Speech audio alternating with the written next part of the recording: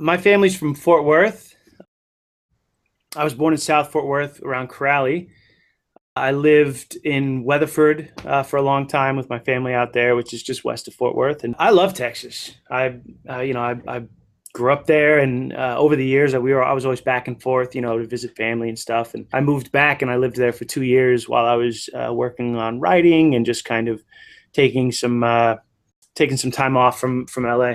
Well, so I own a film and TV development company. I write some scripts, but most of what I'm writing is like development documents. So it's like character development, story development, stuff like that. And then we hire writers to actually write the thing. But we create the idea, or we buy book rights and then create the idea from that.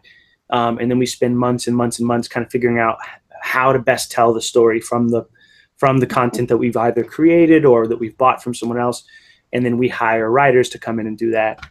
We have written, me and my writing partner have written a few things like all the way through. The development process is very layered though, so you start with an idea and then you hand it off to a writer, and then sometimes you bring in another writer to sort of finish his work. It's funny because we go see a movie in theaters or something, or watch a TV show, and we think like, oh, there's like one guy that thought of it, and then that's that. It usually goes through like a chain of creative process. Sometimes that's bad because people don't sort of sync up with their ideas. And that's part of what my job is to make sure that we're hiring the right people who sort of share the same lens or share the same sort of creative ideas, so that there's a continuity in the creative process. There's two parts of the intellect, right? The speculative and the practical.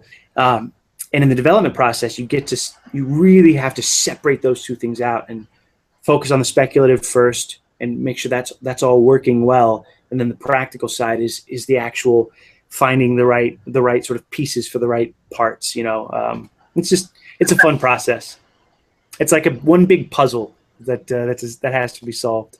My company, has been developing lots of projects, and we've sold shows, so I've been mostly focused on that. And then this other job came along, this Discovery Channel job, Harley and the Davidsons, and my agents have been trying to get me to act for a while, and they kind of teased me with this project, and they were like, it's motorcycles, it's a period piece, which you love. And so I kind of took a break from writing and jumped back to acting for a while. What were their lives like? What were all the little intricacies of the building of the company actually in history, and how does that make a story? And what's great is we're all kind of big history fans here. And so, Mikkel will pop in every once in a while with something, this actually happened in real life, but it happened like this. What if we add that little detail? And then someone will come in and go, well, if we tweak this a little bit, it's just this constant effort to really tell a story of history. And the detail has been really incredible. I'm learning so much from Bug and Mikkel. Not only what they give you in a scene when you're playing with them, but also like off camera, things that they've been teaching me that I just didn't know, because I haven't done it as long as they have. So I can say this with fervency, they've become brothers to me. And I think that shows on the screen, this genuine love, this genuine relationship.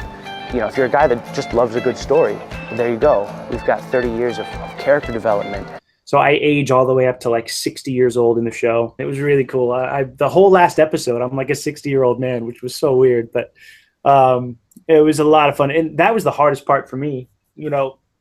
I do, character development is like what I do for a living. So kind of mapping out Arthur's character arc was easy for me until I realized that, people grow and change so much over a 36-year time frame. So it was kind of like developing three different characters in my mind. There was a central sort of thread that held all three characters together, because the core of a person kind of remains the same, but with the human will and with the human intellect, you are a very different person intellectually, and the exterior things, that mannerisms and stuff certainly can change over time. So, and most of the time they do. So that was the fun part for me, was really aging this guy all the way up to 60, and the body language kind of changes, but there's a little core of him still there. It was fun. Well, there was 2 hours of makeup every morning for the last episode. In the first episode, they aged me down. I'm 30, 31. So the character starts at like 20.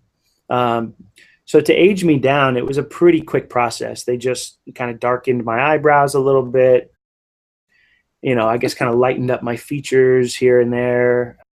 My hair, they darkened it just a little.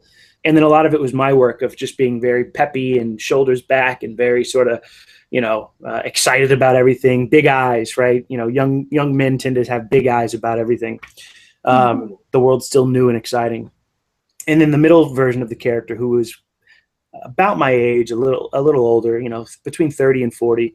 I just kind of played him straight. I just played him as myself, or I played him as my age.